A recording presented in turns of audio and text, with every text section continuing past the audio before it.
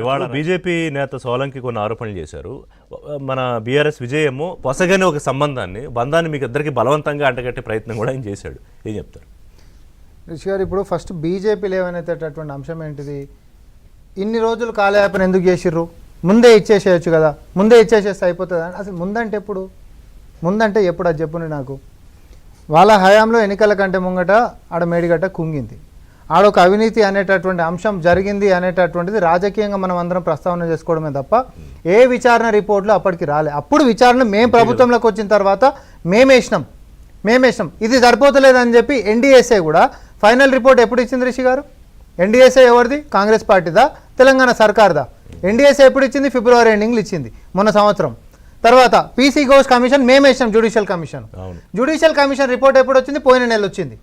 పోయిన నెల ఒక రిపోర్టు, ఒక కమిషన్ రిపోర్టు వచ్చినటువంటి దానికే కేవలం ఆ సమయం తప్ప నెల రోజులలో చర్చ పెట్టినాము, అసెంబ్లీలో చర్చకు తీసుకొని వచ్చినాము, దాని మీద చర్యలకు ఉపక్రమిస్తుంటే అయినా కూడా మా మీద ఆరోపణలు, సహేతుకమైనటువంటి ఆరోపణలు చేసినారంటే అట్లా కూడా లేదు. కానీ మేమేదో పేపర్లు మా సీట్ల కింద దాచిపెట్టుకున్నామని, కేసీఆర్ గారిని మేమేదో కాపాడే ప్రయత్నం చేస్తున్నామని, ఈ విచారణతో కాలయాపన చేస్తున్నామని చర్యలు ఉంటలేవని. ఇక్కడ రెండు ఉన్నాయి మీ మీద ఏంటంటే ఆరోపణలు. ఒకటి, మీరు మోదీ చెప్పినట్టు ఇప్పుడు ఏమంటున్నారు? బీఆర్ఎస్ పెద్ద మోదీ అని ప్రధానమంత్రిని, చిన్న మోదీ అని మన ముఖ్యమంత్రి రేవంత్ రెడ్డి గారు అంటున్నారు. సో ఒకవైపు ఆయన డైరెక్షన్లో ఈయన పనిచేస్తుంటే వారి డైరెక్షన్లో కవిత గారు పనిచేస్తున్నారు అనేది ఇక్కడ కాదు. ఎవరిని ప్రొటెక్ట్ చేయడానికి ట్రై చేస్తున్నారు? ఇప్పుడు సిబిఐ ఎంక్వైరీ ఎందుకు వేశారు? ఇప్పుడు మీ చేతిలో సిట్ ఉంది, ప్రభుత్వం సిట్ వేయొచ్చు, చాలా పవర్స్ ఇచ్చి సిట్ వేసి ఒక టైం లైన్ 6 నెలల్లో ఏడాదో ఎంతో ఇచ్చి తేల్చొచ్చు కేసీఆర్ని, హరీష్ రావుని, లేకపోతే ఈటల్ని జైల్లో పెట్టచ్చు ఆయన పాత్ర ఉంటే. మరి సిబిఐ ఎందుకు వేశారు?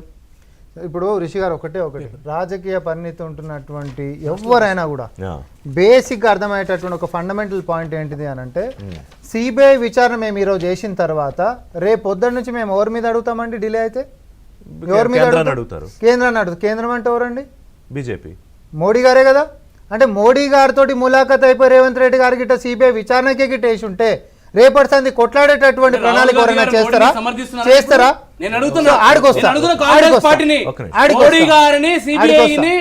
ఈ రోజు రాహుల్ గాంధీ గారు సమర్థిస్తున్నారా? నేను సూటిగా ఇప్పుడు నేను చెప్తాను. రామ్మోహన్ రెడ్డి గారు దయచేసి రాష్ట్ర ప్రజలకు ఏబిఎన్ ఆంధ్రజ్యోతి వేదికగా మీరు స్పష్టంగా సమాధానం చెప్పాలా? నీ నాయకుడు రాహుల్ గాంధీ గారు ఈడీని మోడీని సిబిఐని వ్యతిరేకిస్తాడు. ఈ ముఖ్యమంత్రి ఇదే సిబిఐని ఇదొక శ్రీరామ రక్ష అని చెప్పేసి మాట్లాడతాడు.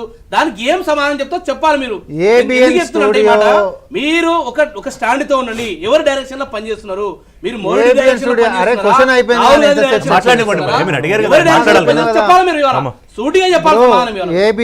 ఏబిఎన్ స్టూడియో నుంచి తెలంగాణ ప్రజలకు మొత్తం కాదు, ఫామ్ హౌస్ లో పడుకున్న కేసీఆర్ గారు కూడా చెప్తున్నాం, ఈరోజు సిబిఐ విచారణ అనేటటువంటిది రేవంత్ రెడ్డి గారు ఇచ్చిండ్రు అని అంటే ఎస్. మొన్న ఇంకా వాళ్ళనే కోట్ చేస్తలేరు, నేనే చెప్తా ఉన్నా. సురవరం సుధాకర్ రెడ్డి గారి యొక్క దాంట్లో కార్యక్రమంలో కూడా జోబు సంస్థలు అన్నటువంటి ముఖ్యమంత్రి గారు జోబు సంస్థలు కాదని నిరూపించుకునేటటువంటిది మీరు రేపొద్దున చెయ్యాలి.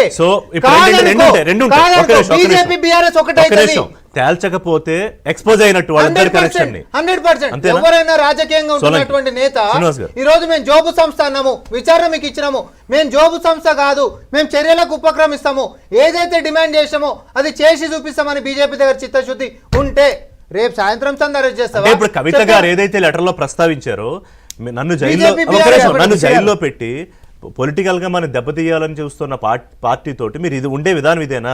బయట అనుకున్నట్టు జనాలు విలీనం అయిపోతుంది అనడానికి మీరు మీ తీరు మద్దతు ఇవ్వట్లేదా అని అడిగారు. మరి అదే దిశగా వెళ్తుంది అనుకోవాలి ఒకవేళ సిబిఐ తేల్చకపోతే. రైట్ రిషి గారు, నేను మొదట మాట్లాడింది దాన్ని ఎండార్సు మా రామ్మోహన్ చేసినాడు. ఎందుకు ఈ మాట అనాల్సి వస్తుంది? సిబిఐ ఎంక్వైరీ మీద సిబిఐ ఎంక్వైరీని కోరి వీళ్ళు కాలయాపన చేసిరు, లేకపోతే చేతులు దులుపుకునేటువంటి ప్రయత్నము, కుట్ర జరిగిందనేటువంటిది నేను ఆరోపించినటువంటి ఆరోపణలకు రామ్మోహన్ రెడ్డి చెప్పినటువంటి వ్యాఖ్యలు సరిపోయినాయి. ఎందుకు ఈ మాట అనాల్సి వస్తుందంటే రిషి గారు,